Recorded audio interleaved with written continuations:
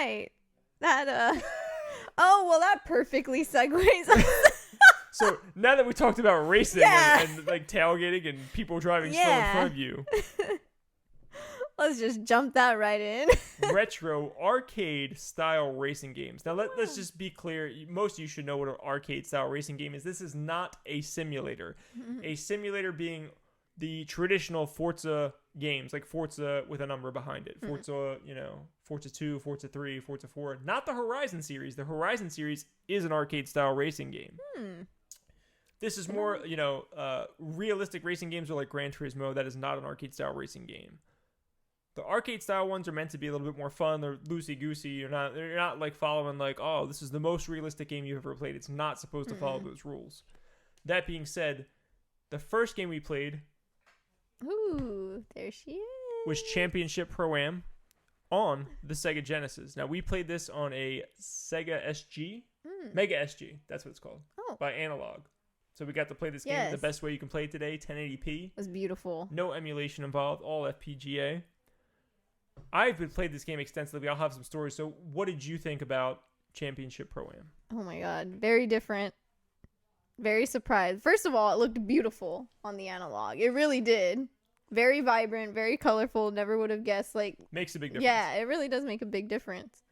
Very hard to get used to the controls immediately. That was the biggest. That. I was like, what is going on?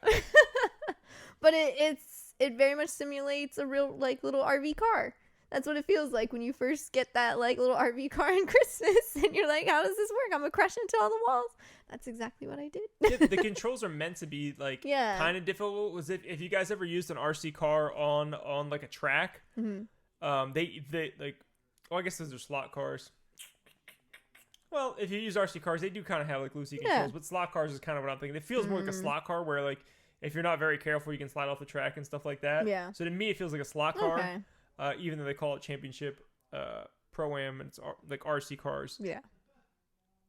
But that's not the point of the game. The point of the game is, yes, you're racing. Yes, you have these RC cars. But you get weapons. Yes. Oh, yes. That's what makes it different. So this was originally like, I'm sure this was an arcade game. This was on the NES. There may or may not have been a Super Nintendo one. I really don't know. I think that Championship Pro-Am on the Genesis is the best version of the game. What did you like this compared to other races that you've played in your past? Do you like this?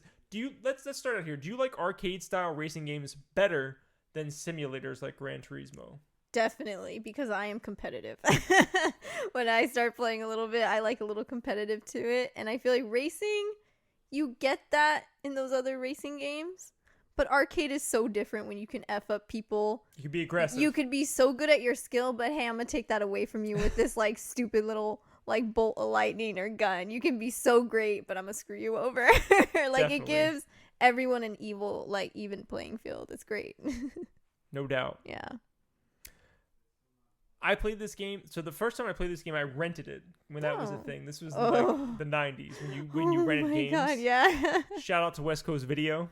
For those of you who had one, I rented this game, and I rented it over like Thanksgiving break.